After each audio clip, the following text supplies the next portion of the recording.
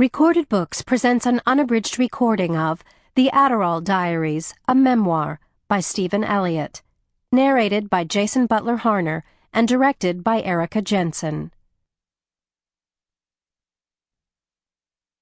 Prologue. My father may have killed a man.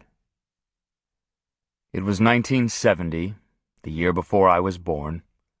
The year the United States invaded Cambodia and the voting age was lowered to 18. He was 35, the same age I am now, living in his parents' house with my mother and one-year-old sister on the north side of Chicago, trying to make it as a writer. They lived across from a park, a large park for a city block, but not a green park. Chicago ran on a system of patronage with Richard J. Daley, the kingmaker, at the top of the pyramid. It was a crooked town, and proud of it. Someone got paid off with a contract and covered the park in cement, a swing set, and a baseball diamond, turning it into a hard place filled with rocks. The neighborhood was changing. Older residents, mainly immigrants who had arrived following the First World War, were moving to the suburbs. The new people were from Tennessee and other points south. They had less money and more children.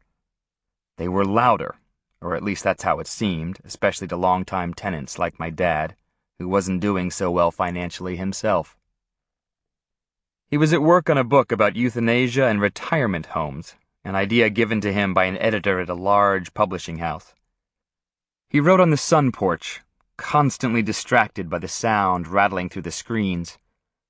It was almost Independence Day, and the explosions had been going off all week. Occasionally he clenched his teeth and let out a yell that my mother and grandmother ignored. The anger was part of the package.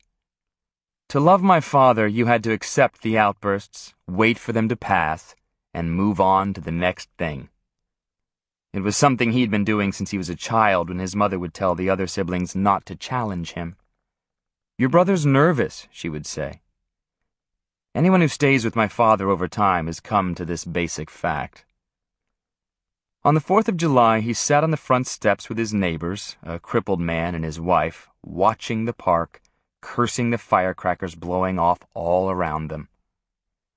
The neighbors pointed to a couple of boys right across the street. My father stood in the afternoon sunshine. He wasn't happy with the way his book was going. He wanted to impress the neighbor, and anyway, he'd had enough. It was hot and humid, a concrete swamp. He gave... Sample complete. Ready to continue?